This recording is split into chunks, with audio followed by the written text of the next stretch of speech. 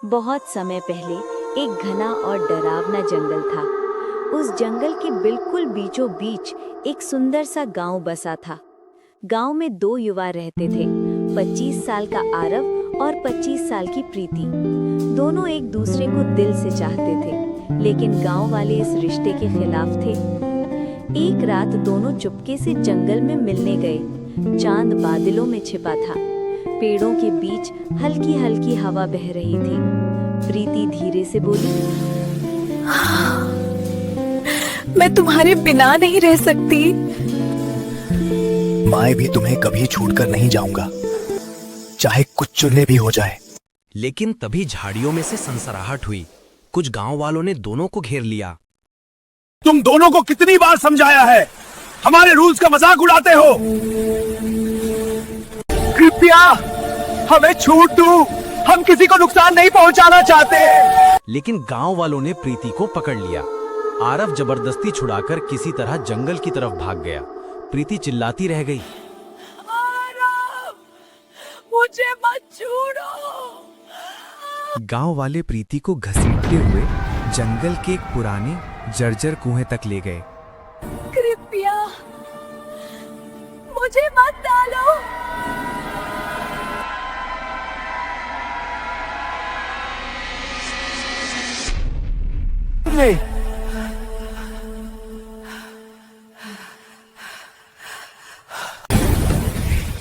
प्रीति, आवाज दो, मैं आया हूँ।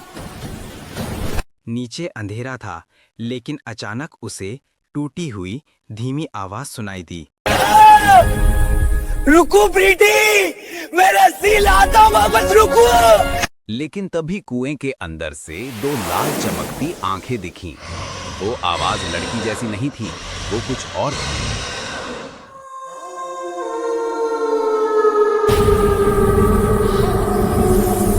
तुम्हारी प्रीति अब मेरी है। पूरा जंगल कांपने लगा।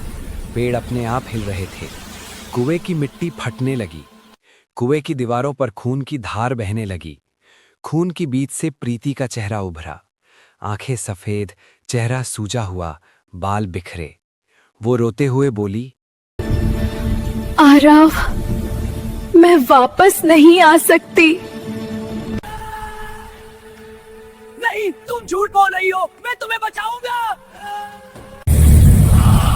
जिसे मैं ले लेता हूँ उसे कोई वापस नहीं ला सकता। आरव भागने लगा, लेकिन किसी ने उसका हाथ पकड़ लिया। उसने पीछे मुड़कर देखा। प्रीति खड़ी थी, पर उसकी आंखें अब बिल्कुल खाली थीं। प्रीति, तुम ठीक हो?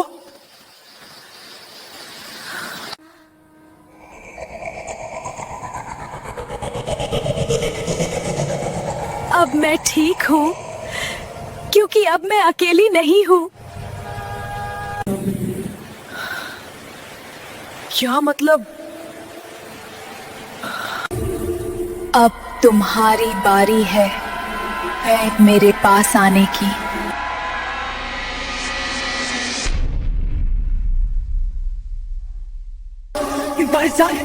चलो, कोई मैं नीचे, हमारे साथ।